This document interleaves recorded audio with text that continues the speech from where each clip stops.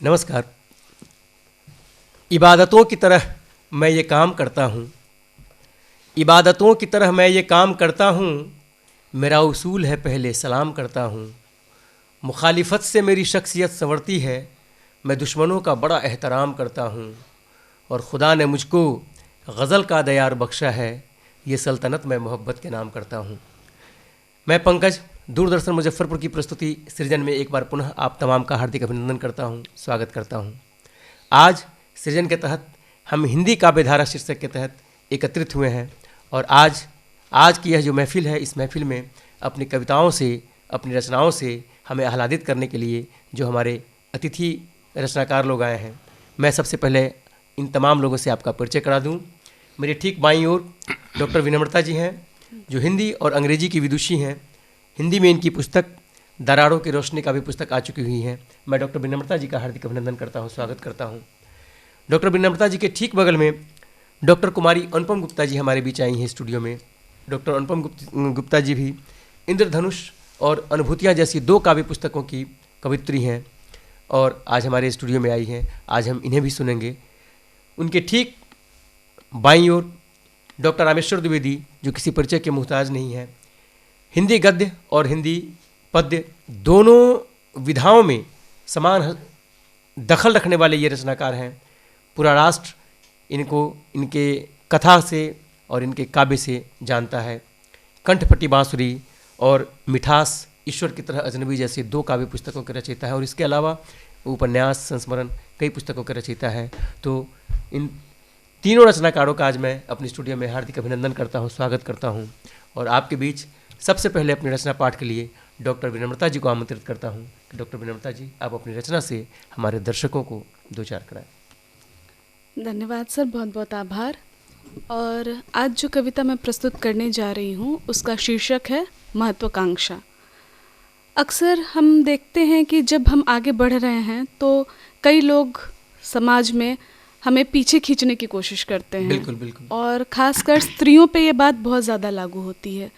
तो जो मैंने अनुभव किया है उसी की अभिव्यक्ति है ये कविता। स्वागत। उपलब्धियों और आकांक्षाओं की होर में दरकिनार करती गई रिश्तों को, तारीफ़ों की तपिश में भूलती गई रिश्तों की गर्माहट, तालियों की गूंज में परिजनों की कराह दबकर रह गई, शिखर पर चढ़ने की चाह में पीछे छूटते गए कई चेहरे। ऐसा मैं नहीं कहती हूँ, लोग कहते हैं। क्या बात, बहुत बढ़िया, बहुत खूब। ज़रा सोचे, ध्यान देने वाली बात है। अगर मेरी उपलब्धियों से लोग दूर होते गए तो क्या सच में वो मेरे अपने थे? ज़रा बताएं ये भी मुझे कि मेरी उपलब्धियों से मेरे करीबियों को अगर कोई सरोकार नहीं तो कैसे हुए वो मेरे अपने? क्या बात, बहुत बढ़िया। मेरी चाहतों को महत्वाकांक्षा रूपी राक्षसी बना ये जो छद्मवेशी रिश्ते हैं, इनसे दूरी ही शायद नियति है जी। और जो मेरे पास रहे दुख में, तकलीफ में, और जो देख पाए ऊंचे पर्वतारोहण के दौरान मेरे पाँव में पड़े छालों को, वही है मेरे अपने। क्या बात, बहुत बढ़िया, बहुत सुंदर, बहुत अच्छा। इसीलिए मैं दोष नहीं देती महत्वाकांक्षाओं को। जीवन है तो आपका फर्ज है ये आकांक्षा, आपकी महत्वाकांक्षा। जिजीविषा है, आपका धर्म है, आपकी अभिलाषा, आपकी ये महत्वाकांक्षा। धन्यवाद। बहुत खूब। महत्वाकांक्षा शीर्षक कविता के साथ डॉक्टर विनम्रता जी हमारे बीच थी। कविता के लिए हमारे आसपास, हमारे समाज में जितनी भी चीज़ें हैं या जितनी भी विचार करने की चीज़ें हैं, विषय कुछ भी हो सकता है। महत्वाकांक्षा जैसी विषय पर अपनी कविता का वाचन की डॉक्टर विनम्रता जी ने। किसी शायर ने कहा, जब ये अपनी कविता पढ़ रही थी तो मुझे याद आ रहा था, आकांक्षाएं और महत्वाकांक्षाएं हैं, उसे किसी न किसी सीमा में रखना चाहिए। शेर कहा कि अपनी इच्छाओं को सीमाओं में बांधे रखो, वरना ये शौक गुनाहों में बदल जाते हैं। इच्छा, महत्वाकांक्षा, ये मानवीयता के स्तर पर एक सीमा में रहना है और इसी बिंब को अपने महत्वाकांक्षा शीर्षक से प्रस्तुत की डॉक्टर विनम्रता जी ने। आपका बहुत बहुत आभार, बहुत बहुत धन्यवाद। और अब मैं आज स्टूडियो में आई हुई डॉक्टर कुमारी अनुपम गुप्ता जी से अनुरोध कर रहा हूँ कि आप अपनी रचना का पाठ कर हमारे दर्शकों को उत्साहित करें। बहुत बहुत धन्यवाद। नमस्कार। मानव जीवन अनुभूतियों की श्रृंखला ही तो है। सुलभ स्वभाववश जाने अनजाने चाहे अनचाहे हम समय के चक्रीय पथ पर विभिन्न अपेक्षित अनपेक्षित प्राप्त अप्राप्त मन स्थितियों यथा प्रेम दया करुणा सहयोग क्षमा मित्रता सहानुभूति क्रोध और ईर्ष्या लालच बैर शत्रुता हीनता अपेक्षा और उपेक्षा की नाना कड़ियों में हम स्वयं को कभी बंधन युक्त तो कभी बंधन मुक्त महसूस करते हुए हंसते रोते अपनी सांसों की यात्रा तय करते हैं। क्या बात है, बहुत बढ़िया। सुख दुख की पगडंडियों पर ऐसे ही चलते हुए अपने प्रिय युवा वर्ग से कहना चाहूँगी, उपहार में मिली सफलता और प्रहार से अर्जित सफलता दोनों से प्राप्त आनंद में अतुलित अंतर होता है। क्या बात है। आपको समर्पित मेरी चंद पंक्तियाँ। प्रिय युवा, तुम्हारे सक्षम कंधों पर है मातृभूमि के सपनों का भार। वैश्विक सफलता के निर्धारक तुम ही स्वयं का आधार। आदर्श और यथार्थ मध्य संतुलन को बना आत्मसंबल। मुमकिन नहीं फिर हो शोषित धरा पर कोई युवा बल। बहुत बढ़िया।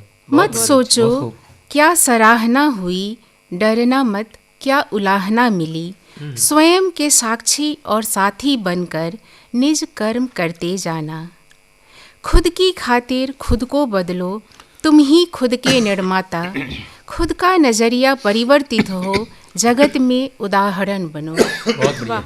जीवन पथ के राही बन, चलते रहो प्रेरणा दाता होकर। हंसते कभी रोते हुए, मिलेगा कभी यहाँ एकाकीपन भी। कहीं अनगिनत अपने जुड़ेंगे, सफ़र में साथ चलने वाले। जिंदगी में हम सबकी राहें जुदा, सबकी अपनी मंजिलें। काफिलों का नेतृत्व और कभी कारवां संग जुड़ते जाना। जीत सकते हो तुम इस दुनिया में दृढ़ संकल्पित होकर। हार जीत के होते हैं अपने मायने लोगों की जिंदगी में। खुद की नज़रों में हार न मानो, निश्चित जीत तुम्हारी होगी। सुख अनजाने उन्माद देता, दुख इंसान को संयत करता। सुख दुख में अतिरेक से प्रबुद्ध हृदय तटस्थ ही रहता। बहुत बढ़िया, बहुत बढ़िया, बहुत खूब। गहनतम दिखे जितना भी निज जीवन में तम, परंतु तुम उषा के आंचल की डोर थाम हो आशावान प्रतिक्षण। हृदय में अनुशासन का दीप जला, सूरज सा प्रखर तेज। जगत प्रकाशित करने हेतु अप्रतिम स्वर्णिम प्रभात बनो। क्या बात, क्या बात, क्या बात है, बहुत बढ़िया। हताश युवाओं के भीतर एक आत्मसम्मान और एक जोश जगाती हुई ये कविता निश्चित रूप से प्रेरणादायी कविता थी। युवाओं पर केंद्रित यह कविता और युवा के भीतर की आकांक्षाओं को एक हवा देती हुई कविता थी। डॉक्टर अनुपम गुप्ता जी की जब ये अपनी कविता का पाठ कर रही थी तो मुझे दिनकर की 2-3 पंक्तियाँ याद आ रही थी। वो जो युवाओं को केंद्र में रखकर उन्होंने कहा कि तलवारों की धारों पर इतिहास हमारा बनता है, जिस ओर जवानी चलती है उस ओर ज़माना चलता है। तो युवाओं के भीतर एक प्रेरणा, युवाओं के भीतर उत्साह, युवाओं के भीतर उमंग, मरते हुए सपने और हताश होती हुई ज़िंदगी को एक ताकत देती हुई एक कविता डॉक्टर अनुपम गुप्ता जी ने हमारे बीच प्रस्तुत की। हम इनके प्रति अपना आभार प्रकट करते हैं और एक ऐसी शख्सियत को अब आपके बीच प्रस्तुत कर रहे हैं जो हिंदी कविता में बिंबों के बादशाह के नाम से जाने जाते हैं, जिनकी कविताओं को आप सुनेंगे तो कहते हैं कि हम न बोलेंगे हमारी बात बोलेंगी। आप डॉक्टर रामेश्वर द्विवेदी जी को सुने और फिर इसके बाद हम उन पर बात करेंगे। बड़े आदर के साथ डॉक्टर रामेश्वर द्विवेदी जी को मैं आपके बीच प्रस्तुत कर रहा हूँ। धन्यवाद पंकज जी। कविताओं की कई धाराएं हैं। इन दिनों जो एक बहुत प्रमुख धारा चल रही है उसमें वार्धक्य पर लिखी कविताओं का एक वर्ग है। उसी से जुड़ी एक कविता मैं आपके सामने प्रस्तुत करता हूँ। स्वागत सर। शीर्षक है गलत पते की चिट्ठियाँ। क्या बात। वाह।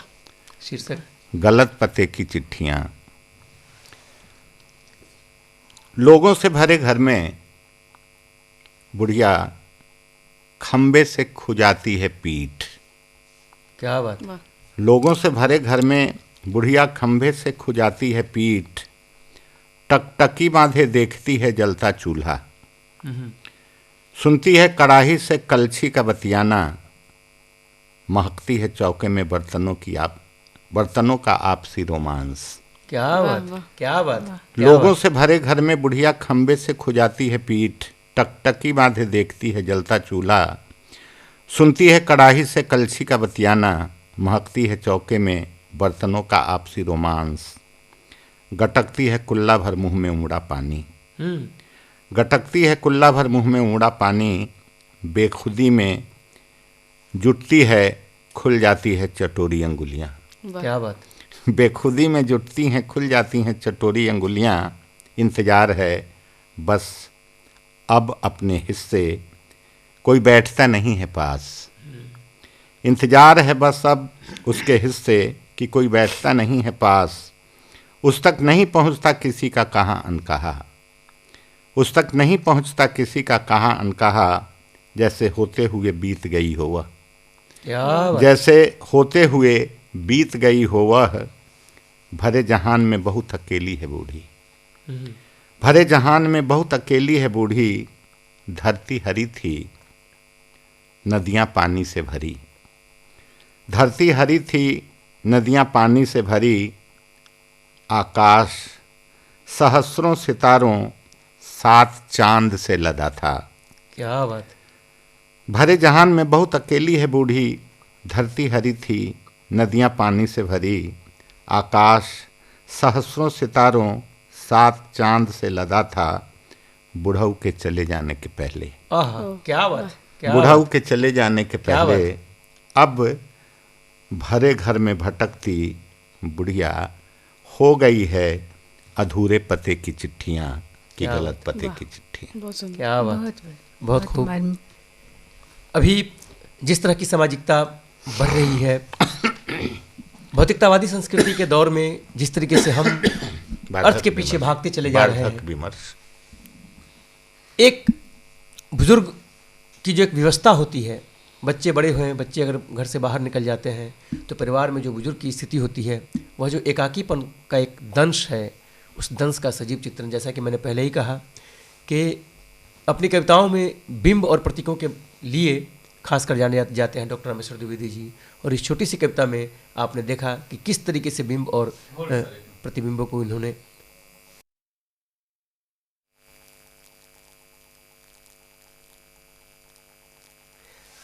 तो जैसा कि मैंने कहा, डॉक्टर रामेश्वर द्विवेदी सर को आप सुनेंगे तो लगेगा कि हमने क्या सुना, कविता सुना। मैंने पहले ही कहा कि बिंब और प्रतीकों के माध्यम से अभी इन्होंने जो एक भौतिकतावादी संस्कृति में जिस तरीके से लोग भागम भाग के पीछे भागते चले जा रहे हैं, ऐसी स्थिति में जो एक एकाकीपन का दंश होता है, उस दंश को एक बुढ़िया के प्रतीक के माध्यम से इन्होंने अपनी कविता का विषय बनाया और गलत पते की चिट्ठी नामक शीर्षक कविता से हमें आह्लादित किया। हम डॉक्टर द्विवेदी सर के प्रति अपना बहुत बहुत आभार प्रकट करते हैं और एक बार पुनः डॉक्टर विनम्रता जी से अनुरोध करते हैं कि आप हमारे दर्शकों को अपनी और रचना से दर्शकों के बीच प्रस्तुत हों। धन्यवाद सर। और एक अकेलेपन की बात हो रही थी, एकाकीपन की बात हो रही थी, तो बहुत संयोगवश मैं जो अगली कविता पढ़ने जा रही हूँ उसका शीर्षक है अकेला, और ये भी अपने खालीपन को, अपने सूनापन को दर्शाती हुई आज के भौतिकतावादी युग में जो व्यक्ति महसूस कर रहा है और खासकर एक लेखक जो इन चीज़ों को ज़्यादा महसूस करता है, उसी को समझाती हुई ये कविता है। स्वागत। कई बार जिंदगी में ऐसे पल भी आएंगे, भीड़ में खुद को अकेला पाएंगे। कई बार जिंदगी में ऐसे पल भी आएंगे, भीड़ में खुद को अकेला पाएंगे। अंधेरों की तरह घेरता ये अकेलापन, दम घुटती हुई इंसानियत, ये अधूरापन। बहुत बढ़िया। अच्छा। दरो दीवारों के बीच ये अकेले बीतते पल, दूर क्षितिज तक कोई न दिखता, आप केवल। बदलते चेहरे से स्तब्ध, कोलाहल के बीच निशब्द। और इस एकाकीपन में चाय की चुस्की, एक किताब और घर की खिड़की। क्या बात, क्या बहुत बात, बढ़िया। बहुत बढ़िया। और इस एकाकीपन में चाय की चुस्की, एक किताब और घर की खिड़की काफ़ी है सुकून दिलाने को, अंतः का सूनापन मिटाने को। बहुत बढ़िया, बहुत अच्छा। बहुत खूब। खिड़की से छन कर आती सूर्य की किरण, जाड़े की हल्की धूप, कल्पनाओं का अंकुरण प्रस्फुटित करता मन में एक राग। जीवन जीने को काफ़ी है ये अनुराग। क्या बहुत बात, बढ़िया, बहुत बढ़िया। प्रस्फुटित करता मन में एक राग, जीवन जीने को काफ़ी है ये अनुराग। ये प्रीति उस पुस्तक, उस कलम, उस स्याही से जो स्याह होकर भी भर देती है अनुभूति से, जो स्याह होकर भी भर देती वाह, है बहुत अनुभूति से। क्या बात, बहुत खूब। तो अकेला शीर्षक कविता के साथ डॉक्टर विनम्रता जी हमारे बीच थी। मानव मन का जो एक खालीपन है, जो एकाकीपन है, उस एकाकीपन का भी एक अपना सौंदर्य होता है। रचनाकारों की एक जिम्मेवारी होती है कि जो चीज़ हमारे समक्ष है हम उस पर तो लिखते ही हैं, जो हमसे छूट जा रहा है हम उस छूटते हुए पल को अपनी रचनाओं में साधें। यह एकाकीपन समय से, जीवन से छूटता हुआ पल ही होता है, और उस छूटे हुए पल को अपनी कविता में डॉक्टर विनम्रता जी ने ढाला। आपका बहुत बहुत आभार, बहुत बहुत धन्यवाद। और पुनः एक बार डॉक्टर कुमारी अनुपम गुप्ता जी से मैं अनुरोध करूंगा कि आप अपनी रचना से हमारे दर्शकों के बीच प्रस्तुत हों। बहुत बहुत धन्यवाद सर। जी। मेरी इस कविता का शीर्षक है मुरझाते सपने। यह उस युवा मन के ऊपर है, एक छात्र जो तकनीकी शिक्षण संस्थानों में नामांकन लेता है बड़े उत्साह से, और उसे जो वहाँ अनुभव होता है उसके ऊपर है। वह रैगिंग से संबंधित उसके मन में क्या क्या भाव हैं उस पर आधारित यह कविता है बिल्कुल, मेरी। स्वागत मैम, स्वागत। मुरझाते सपने। नयनों में कई सपने मेरे, मुझे उनको करना है पूरे। शहर से दूर है मेरा गांव, मिली सदैव ममता की छाँव। तकनीकी शिक्षा की ललक मुझको रिझाती रही भरसक। कठिन तपस्या हुई सफल, महाविद्यालय मिला अव्वल।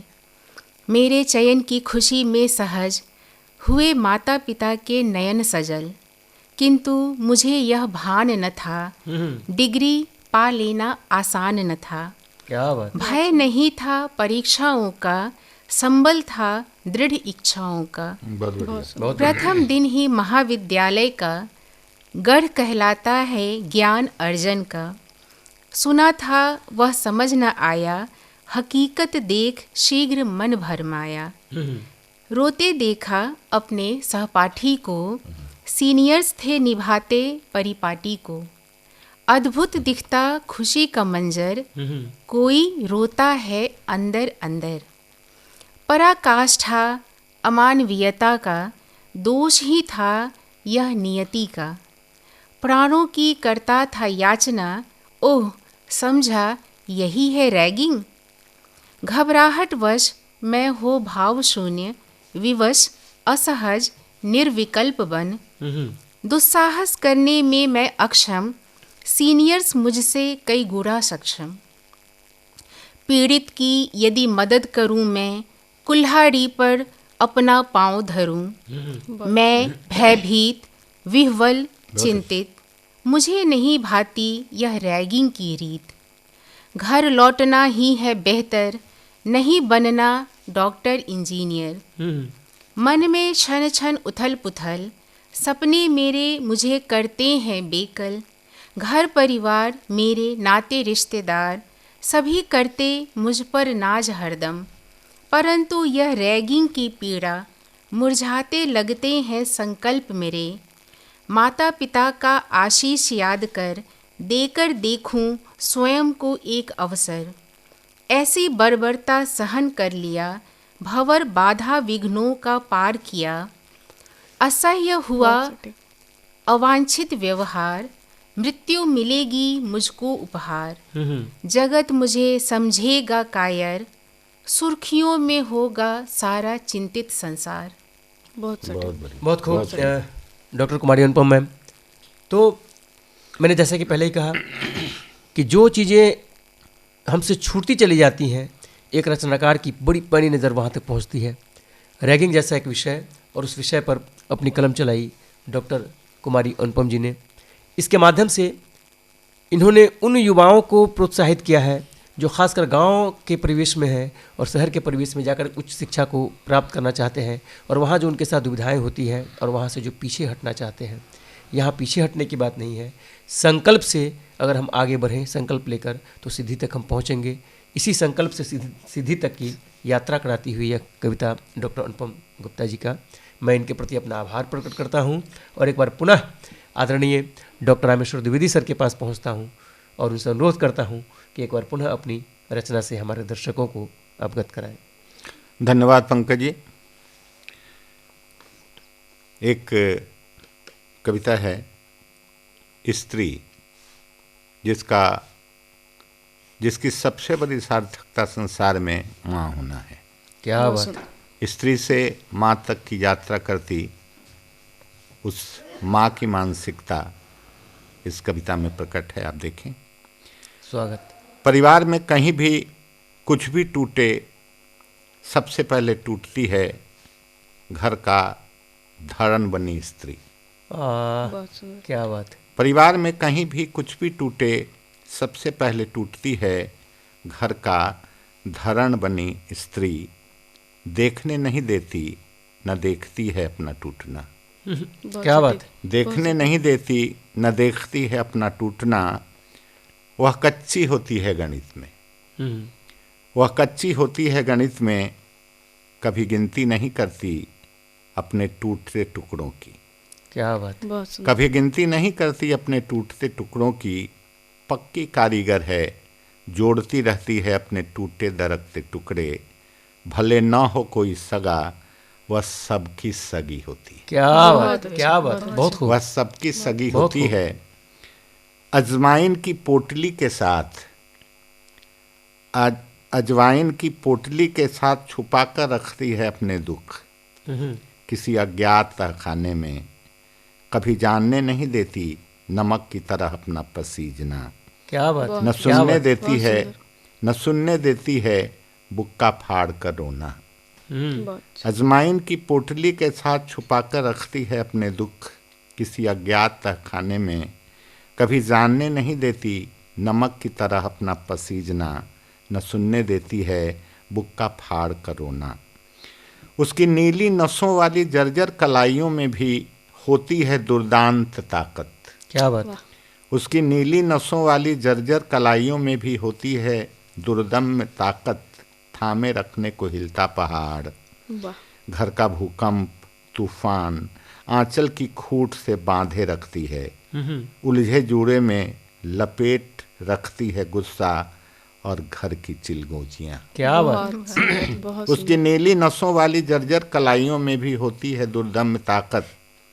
थामे रखने को हिलता पहाड़, घर का भूकंप तूफान आंचल की खूंट से बांधे रखती है। उलझे जूड़े में लपेट रखती है गुस्सा और घर की चिलगोजियाँ। क्या बात, बहुत खूब। उसकी तलहथियों में अंगुलियाँ नहीं, होती हैं सुइयाँ। आहा। उसकी तलहथियों में अंगुलियाँ नहीं, होती हैं सुइयाँ। सिलती है हर वक्त टूटता फूटता समय। सिलती है हर वक्त टूटता फूटता समय।